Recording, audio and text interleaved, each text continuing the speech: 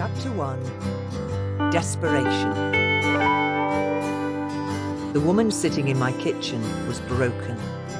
Her hands were shaking as she spoke. There were deep worry lines etched into her forehead, and her bloodshot eyes were ringed with dark shadows. "Do you mind if I nip outside for a cigarette?" she asked. "Not at all," I told her. "I'll open the patio doors for you." I led her through to the garden, watching as she lit up. As she took a deep drag on a cigarette, her body sagged with relief. "I can see she's had a tough time," I sighed, as she paced up and down outside. "Yes," nodded Emma, the social worker.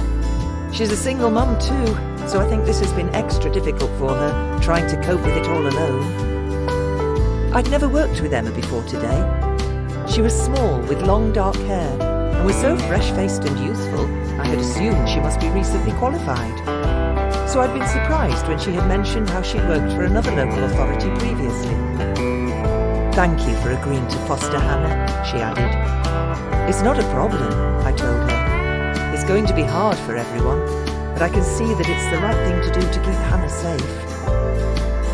2 days ago, I'd had a call from my supervising social worker Becky at the fostering agency that I worked for. She'd been contacted by social services about a 15-year-old girl called Hannah. "Sadly, it's the kind of case that you and I have seen many times before," Becky explained. "Teenager gets in with the wrong crowd and goes off the rails. Hannah's been skipping school and staying out all night. When she comes home, she's usually drunk, and her mum Shelley is worried that she might have been taking drugs too." "Is there a boy involved?" I'd asked. "It seems likely, but we don't know for sure," Becky sighed. "Mum has never met these new friends, but she doesn't think they're connected to school, and Hannah refuses to tell her anything. Shelley's been in touch with the police, but she says they're not interested and they don't treat it as a priority, as Hannah always comes back in the end." Shelley had tried everything to keep her daughter in at night. She'd even got so desperate that she'd locked the girl in her bedroom, but she climbed out of the window to get out. Nothing had made any difference, so she'd begged her daughter's school for help. As it was a safeguarding issue, the school had been obliged to call in social services, and yesterday there had been a case conference at the school.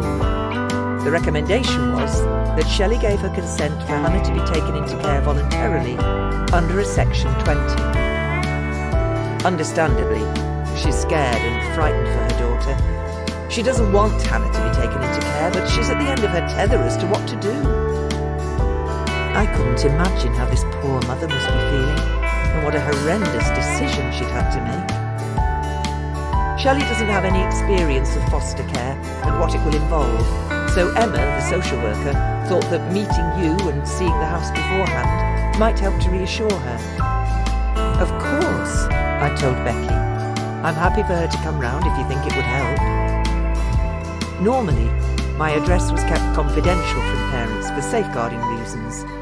But in this case, there were no issues of neglect or any suggestion of Shelley hurting her daughter, so there was no problem about her coming to my home. So now, a day later, Shelley was here to see where her daughter would be living when she was taken into care. "Would you like to have a look round the house?" I asked her when she came back in from the garden. "I can show you where Hannah will be sleeping if you'd like." "Oh, yes," she nodded. "As long as you don't mind. I'd like that." As she followed me upstairs, I could see her looking around, taking everything in. I led her into one of the bedrooms that I used for my fostering. The last person who had been in this room was a 17-year-old called Rebecca, so it was already set up for a teenage girl. There was a lamp and cushions on the bed and a pretty rug on the floor. There was a CD player and a pile of CDs, and some books and magazines. "Oh, what a cosy room," Shelley said, sounding surprised. "I try to make it as homely as possible for the children who come and stay with me," I told her. "I like them to be comfortable and have nice things." I think a lot of people have misconceptions about a foster home. They think it's going to be like something out of Annie, with a line of iron beds, all very bare, cold and basic. But that couldn't be further from the truth. I showed her the bathroom,